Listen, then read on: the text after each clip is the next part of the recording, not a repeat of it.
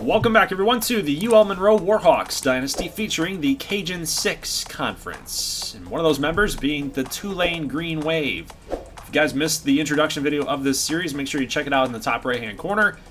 We have created a custom conference of all Louisiana teams. So every team inside Louisiana, pretty much smaller schools inside this conference. Teams like Tulane, UL Monroe, of course, Grambling, State, and Southern being HBCU schools that I kind of liked the idea of them being in a conference, so on and so forth. So if you guys missed the introduction video, make sure you guys go check that out. But we have a matchup here, UTEP and Tulane. This is game number 2 of the Lone Star Cajun Challenge, where smaller schools in Texas take on small schools in the Cajun 6 Conference, and we play against each other for just basically bragging rights. That's what this matchup is and what it really has stake into. So we've got Southern beating Rice in episode 1. Make sure you guys go check that out. A little spoiler alert there. It's a great game. Possibly a New Orleans Saints franchise quarterback in the making at Southern, but we'll see how that all plays out for Darnell Bourgeois.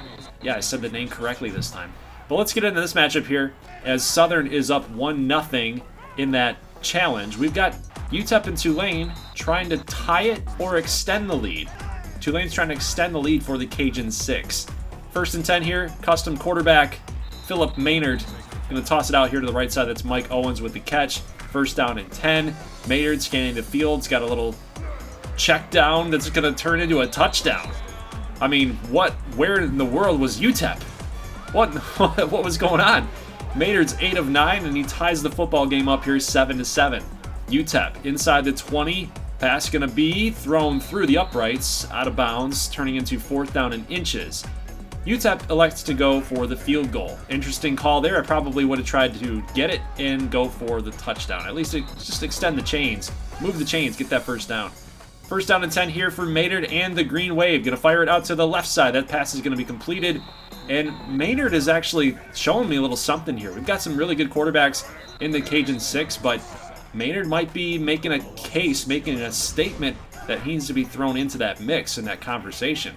But a sack here, and UTEP's back in business here. First down and 10, pass completed to the left side. We're inside the 1-minute mark, actually 30-second mark here in the second quarter. And a pass going to be almost picked off in the end zone. That's Johnny Ziegler with the deflection, and then deep again, almost picked off. Again, it's the back-to-back deflections here for the Green Wave. They can't seem to clutch it up, but this pass is actually caught, but out of bounds. He couldn't keep his foot in, and they'll have to settle for a field goal. So 13-7 is your score. UTEP is leading at the half. Let's jump here all the way to about 1:25 left in the third quarter, and a fumble, but somehow UTEP, the O-lineman, recovers it. And what a big hit was laid on the UTEP quarterback, Brandon Crawford. Now, 3rd down and 3, man in motion here. And no, Philip Maynard, he's going to toss it right to the back of a UTEP defender. Luckily, wide receiver was there to recover it. Now, Crowder driving down UTEP to the 1-yard line. Stephen Tompkins able to get there to the 1. Couldn't stretch across the goal line, but Omar Walker will. And that makes this thing 19-7. They'll end up trying to go for 2 to make this thing a 2-score football game. I don't know. At this point, just make it 20-7. I don't think they're coming back, guys. 3rd down and 17. Uh-oh, did I speak too soon? We got blockers in front, and what a catch and run there. Oh, he busts off the tackle. He's going to get past the 20. He will get to the 15-yard line. Who is that? Who is that? That is Cade Kwame. A renamed custom prospect for you guys from the community. Community members, wide receiver. I love it when your guys make plays, but look at this Ike Archie. 13-yard touchdown catch from Philip Maynard, and he's got 2. He's been pretty clean so far in this football game. No turnovers for Mr. Maynard. But hey, 2nd down and 1, and Crowder's going to go down. Tulane could be making a comeback here. 3rd down and 5, and this is going to be incomplete. A deflection almost picked off by Ziegler. Number 2 deflection on the game. 1:50 left to go, and here comes Maynard. He's going to get past the first down marker. He's going to spin off 1 tackle. Can't miss the 2nd, but that's good for a 14-yard rush. 1st and 10. 1:45. Pass completed. Another first down for Tulane. That's Adam Stevens for 15. 1:10. 2nd and 7. Down by 5. Maynard going to fire up the middle. That's wide open. And all the way up to about the 6-yard line is Ike Archie. First down and goal, under a minute. Here comes Maynard. He's going to get some blockers in front. Oh my goodness! He powered through everybody for a 7-yard touchdown, and Tulane takes the lead. Wow, look at this run one more time. He had to bust off a linebacker, 1, 2, and get to the pylon. Philip Maynard with the touchdown. They'll end up going for 2 to make it a field goal game, but Maynard can't find anybody open. He tries to scramble, takes a big hit, and he's going to get sacked for a 2-yard loss. Now 35 seconds left here for UTEP. All you got to do is get into field goal range and you win the football game. So he's going deep, and it should have been picked off. Yeah, I know. If you pick it off, you end the game and you win. 28 seconds. Crowder bombs away deep. Almost threw it at the referee. Nobody's near him. That's Micah Ferwerda for a big-time gain, and now inside field goal position. You might as well think about trying to let him score. Tulane, let him score. They're running a play at you. They're not even letting the clock run and kicking a field goal. But UTEP will end up kicking that field goal to win the game, potentially. There's 8 seconds left. Tulane's got a timeout. So, guys, they're still in the football game, but they will use that timeout to get them to 2nd down and 5. Here's Maynard dropping back, and he's going to get hit as he's thrown by his own offensive lineman. It's a pop fly, and it goes incomplete. So, unfortunately, the Tulane defense let them down here today, and they get saddled with a loss. And unfortunately for the Cajun 6, the Cajun Lone Star Challenge is now tied 1-1 in the series on the season. All right, well, let's go ahead and take a look at the statistics here and see what the highlights were, even in this loss. I'd say it's Philip Maynard. 2 touchdowns, had a good completion percentage. He was fine. A couple standouts here tonight would be Cade Kwame, senior, had that big catch to get him in that position for the touchdown to Ike Archie. So I gotta like the Tulane offense. I mean, they scored 20 points. It's not much for a college game, but I have noticed that in college football revamped, in the mod, offenses are a little weird. And I can't really explain it. So we just have to do a little more testing here to see like what's gonna happen. So Matt Cooper, the running back, is actually going to get renamed. We had another late addition, so I decided to honor that person's late submission for a renamed player. As you guys know, I simulated 6 years into the future, so this is all like fake players. This is all CPU-generated guys. And, rename at will. But this has since been closed, and I'd just like to keep it that way at this point. Kind of make sure that I'm not wasting time trying to get players renamed. It seems harsh to say that, but, I got content to make, man. I got a schedule. So the Zips will end up beating Grambling, and Grambling loses a close one here, 45-48. Now, we do have a channel points winner here. Going to upgrade his quarterback from a 63 overall to a 71 overall quarterback, and the same thing's going to happen to Darnell Bourgeois. So I said this incorrectly so many times in the video. I didn't count how many. It was painful now that I realized that it was incorrect. But the same thing's going to happen to him as he gets a channel points upgrade. So this isn't me doing them, even though it's me on the screen, of course, upgrading these players. But these are all players, these custom guys that were created by the viewers. So you guys as the viewers, if you have channel points to spend, you want to upgrade your guys, there's your chance to do it. If you guys have players in this series, or any series, could be Cubs, could be Saints, could be Team Builder, could be this series, it doesn't matter which, you guys just earn those channel points through pick'em contests and through channel points multiplier contests. I do this every Sunday. If you guys need a recap of what those are, tune in on Sunday nights and we go over what those are for the rest of the week. So they're just an easy way and a free way to kind of earn players and buy players and, of course, upgrade players that are already in a series. So kind of a cool concept.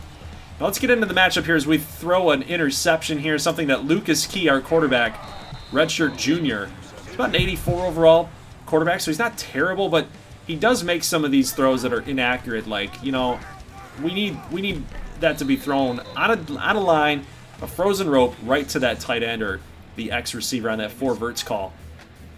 So, yeah, he's a roller coaster. Sometimes he makes incredible throws on that drive like you saw, and then sometimes he makes some bonehead decisions. So Lucas Key, we got to get him right. So a guy that we're going to have to stop here is freshman quarterback Woods. Matt Woods. He's a lefty. Not a hefty lefty, but he's a lefty, a little skinny guy. But he's a pretty good quarterback. He's a true freshman, about a 70-some-odd overall, high overall in the 70s, so he's pretty good. But their running back, Aaron Chavez, is also another one of those players, just like Darnell Bourgeois. Very good player in the Heisman race. So definitely a guy that we're going to have to watch out for here as they miss a field goal, and we're still tied in this football game. So this is nice to see that we didn't let that blowout against USC lose our confidence. Now here comes Lucas Key off the play action, and pass completed here to John Felix. We also saw a pass completed to Houston Harris, our backup tight end, who's another custom player. John Felix, custom player as well. You guys will get familiar with these dudes, I'm sure. But he actually goes out of bounds to make this catch and come back in. That is illegal touching and a loss of down and yardage. So 4th down and 4, Dylan Huff after that catch. We'll just kick up a field goal and good. And then Aaron Chavez is broken free, but oh, what a tackle by our outside linebacker, Christian Klump. He's another one of our renames. What a play. He's got some speed for an outside linebacker, some really good speed. You're supposed to have speed as an outside guy, but he's got a lot of it, and he showed that off there on that tackle, that shoestring tackle to stop the Heisman candidate, Aaron Chavez. So we make another great play on defense, and it is now tied 3-3. And then Lucas Key throws a costly INT. That sucks, man, because we knew the blitz was coming fast, hard and heavy, man, and we just didn't see the safety coming down there. We made up our decision. That's who we were going to go to. We keyed in, and it cost us. No pun intended. Lucas Key keyed into that receiver. That turnover is going to turn into a touchdown as a contested catch. Able to hang on to it. They earned the touchdown big time. Another pass completed here to Houston Harris. He's had a nice game so far, and then, oh no, almost picked off to the sidelines. That was 3rd down and 2. Turns to 4th down and 2, and we're going for this thing. We are not going to settle for the field goal, and Huff is able to get there. He's going to get past the line. 2nd down and 10, pass going to be incomplete. Ben Crawford, our star receiver, going to drop this after the contact. So 3rd down and 10, 57 seconds. Key going to pass, going to check it down here, and Huff with some nice moves. He's going to get this thing to 4th down and inches. So question, do we try our luck again? And we will. 4th down and inches, and here comes Lucas Key. He could throw this thing. Oh, what a catch! And that should be a touchdown, but of course, the 1-yard line monster stops us short, and it's an goal situation now. So 1st and goal is an incomplete pass. 2nd down and goal. We're going to QB sneak this thing. Don't even mess around. Just tie this football game up. And Lucas Key does so. It is 10-10 at the half. UL Monroe tied up with number 4, Oregon, on the road. Is this one of those games that you'd see at like 3:30, right? You're on the East Coast, 3:30. You're watching a Pac-10, Pac-12 game, and it's like, oh, are you getting the score updates? Yeah, UL Monroe is making it a game. It's 10-10. It's crazy. So 3rd quarter, Oregon's going to drive down the field. The Ducks happy. They're going to take the lead 13-10, and now Key has got a job to do. We're going to fire this out to the left side. 3rd and 4, just double coverage, just not a good read. Pretty much an awful read, but whoa, we're going for this. And Arby Schmeets, I love the name, by the way, very creative. Arby Schmeets, our punter, is going to try to go for this thing on 4th and miss completely. Aaron Chavez can't stay in bounds as he rushes to the left side. 1 foot, maybe a pinky toe goes out of bounds, but oh, he fumbles the ball, and Christian Klump stays on his feet, and again, with that speed, no one's going to catch him. Not even a running back, not even a receiver, nobody's going to get Christian Klump's speed, man, that outside linebacker speed. Touchdown, UL Monroe. We take the lead. Hostile environment. We need every break we can possibly get, but they are going to review this, but there's no replay. There's no replay at all. They're going to review this and not even show the replay, and I can't even access the actual fumble to see if he actually had the ground cause it or if he fumbled it naturally. So there's no way to even review or verify what the refs looked at. There's no way to do it. But they do get a flag here, so the Zebras seem to be on neither side, which is good. Chris Robinson with the illegal touching, the touchdown in the back of the end zone is negated. Now 3rd and goal, they're going to go with a screen pass on 3rd down and goal. Chavez is going to get dropped for a 3-yard loss. Great job on defense by the Warhawks. Now here's a pass to John Felix, who's going to make it up to about the 20-yard line. So 2nd down and 10. Lucas Key going to fire to the end zone. That's going to be completed to Ben Crawford for a stop at the 1-yard line. But look at this. Crawford with the catch, but oh, did we have some blocking? A little bit of pass interference there from our offensive lineman. I think we got away with that a little bit. Referees might not have seen that one. True freshman Matt Woods going to throw this out of bounds, so the Warhawks get a stop on 3rd down and 2. 7:45. Key going to fire this one deep to Crawford. He makes the catch. Wow, what a grab. What a grab by our senior receiver. 3rd down and goal after a couple of losses on a couple plays earlier, but take a look at Houston Harris in the end zone. Touchdown Warhawks. We find ourselves up 24-16. And Lucas Key looks like he is firing on all cylinders now. But again, why do we show special teams? Because good or bad things happen. We can't make a bunch of tackles and we are getting boxed out. The only man to catch him is Mitchell, and there's no way. Anthony Williams, 94 yards off the kickoff, 24-22. And Oregon is set to try a 2-point conversion to tie the game up, but they go speed option, and Matt Woods is going to get dropped. What a job by the Warhawks here. So our job is simple. Kill some clock, kill some time, and get a touchdown. Put this thing out of reach, but we can't get it done. 4th and 7, we punt this thing away. 1:43 after a false start penalty, they're going to get pushed back 5 yards, and this pass is going to be in. Oh, he caught it. Wow, look at this play. We almost made this diving deflection, but what a catch at the sidelines. 2nd and 5. Woods is going to get dropped for a sack. Now 3rd down and 12. No timeouts. They haven't used any yet. They've still got 3 on the board. Chavez going to bust off the first, but not get past the second. They're going to have to call a timeout here. No, they don't. 4th and 10. This is the game, and Rivero makes a huge catch. The biggest grab for Oregon. They will end up getting 3 timeouts called, and this is the last play of the game, and what a catch! What a catch, but what a play on defense to stop him. He was all the way to the end zone. If you don't make that tackle, that's a touchdown, and the UL Monroe Warhawks will go all the way out to Oregon and beat the Ducks. We just beat number 4. Holy cow, Lucas Key over 311 yards today. 2 touchdowns, 2 picks, 68% completion percentage. Huff had a great game with 4.1 average. Normally in college you want to see that way further than 4, but still for him that's pretty good. Crawford 9 for 115 and a touchdown. Only 1 sack given up for our Warhawks here. Tackles for losses, we had a few of them. Johnson, Berry, Thompson, Thomas, Williams, Brown. So only 1 sack here for Vern Johnson. Interceptions, we had none. And for Oregon, Chavez, the Heisman candidate, had over 100 yards. Matt Woods, the freshman, 15 of 19. No picks, no turnovers for him. But I'm surprised that we won that game. With 2 turnovers ourselves, Oregon with none, and they lost the football game. That is crazy. But here's a little recap for you guys here. FIU beats UL Lafayette, who apparently likes to be called Louisiana now, so that's what we're going to go with. 24-16 is your final score, and 2 turnovers for Louisiana. I immediately start thinking of their quarterback, who is looking to be a top draft pick in the Saints franchise. He went 6 of 8 with a touchdown. He got hurt. He must have gotten hurt because Cheltenham, the backup, had to come in, and he's the guy that may have cost him the game, throwing 2 interceptions there. Other than that, they really couldn't do anything on offense. Bug Boucher got 14 tackles, 11 assisted. So he was all over the field, flying around, making tackles everywhere.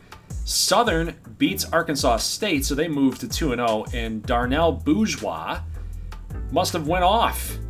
Look at the passing yards, 422, and no turnovers for the Jaguars. Speaking of which, 70% for Bourgeois, 201 was his QB rating, 4 touchdowns for him. Just an absolutely great game all the way around. Had a couple rushing yards and some rushing attempts in there. Must have been scrambling, getting out of the pocket.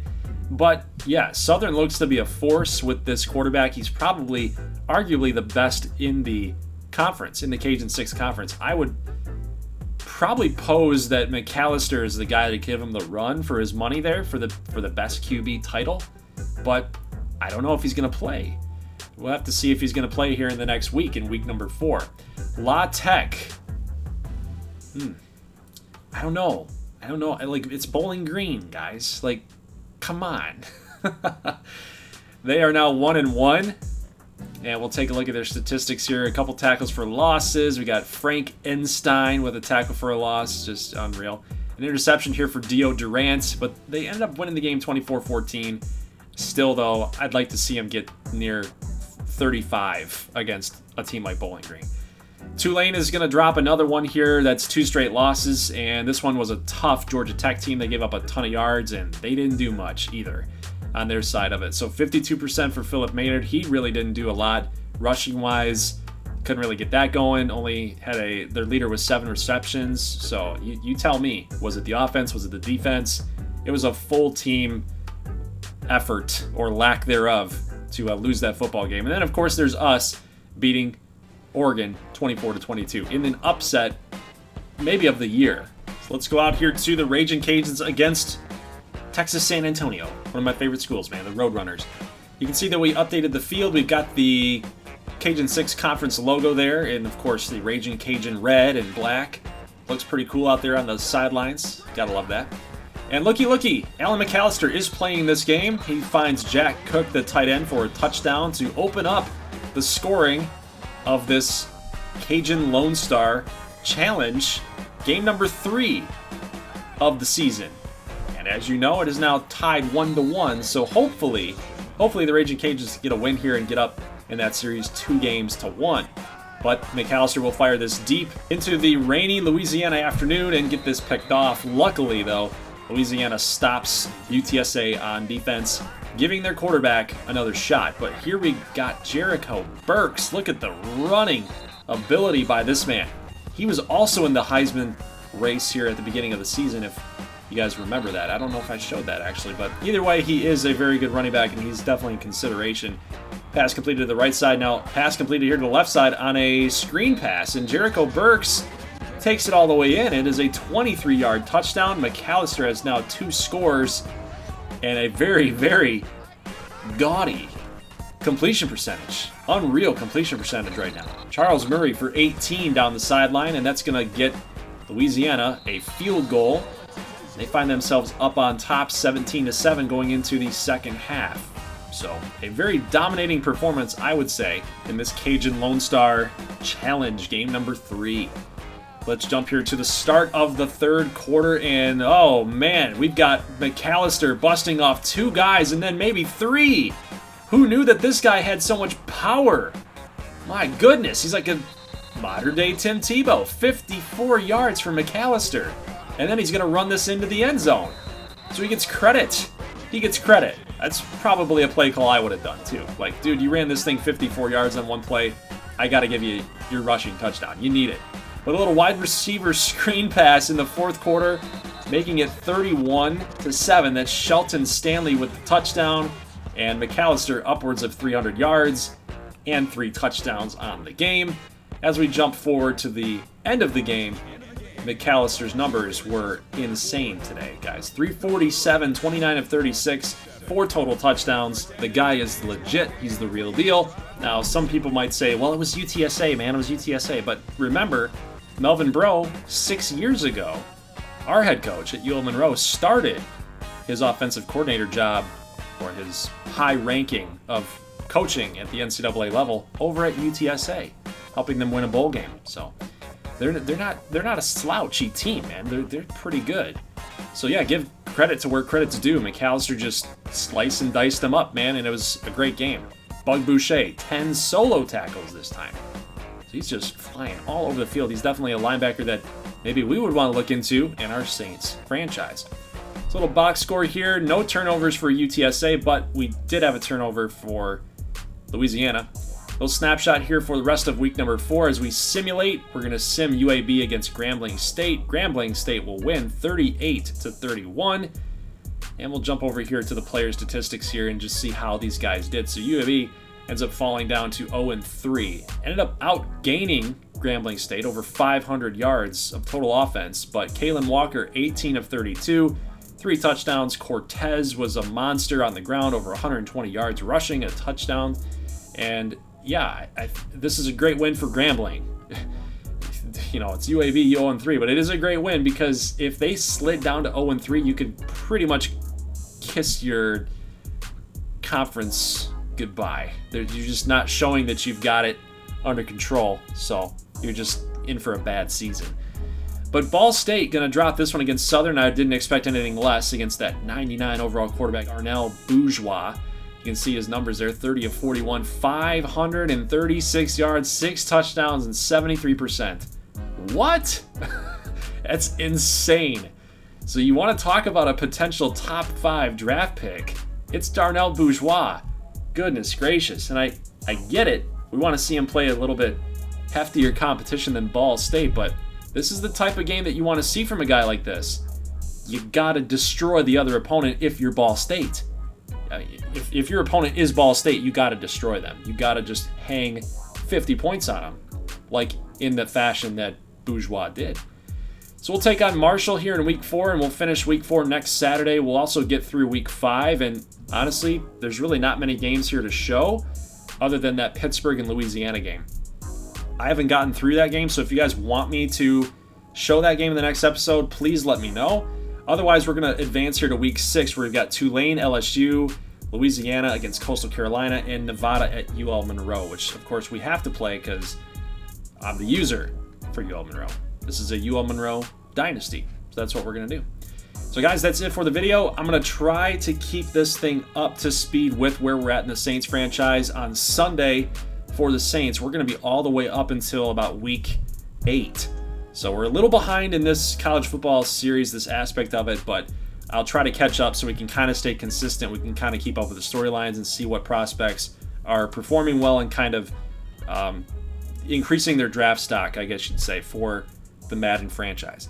So guys, leave a like if you like this thing. I will see you back here next Saturday for more UL Monroe Dynasty and the Cajun 6 Conference. See you guys in the next one. As always, thank you so much for watching, and peace.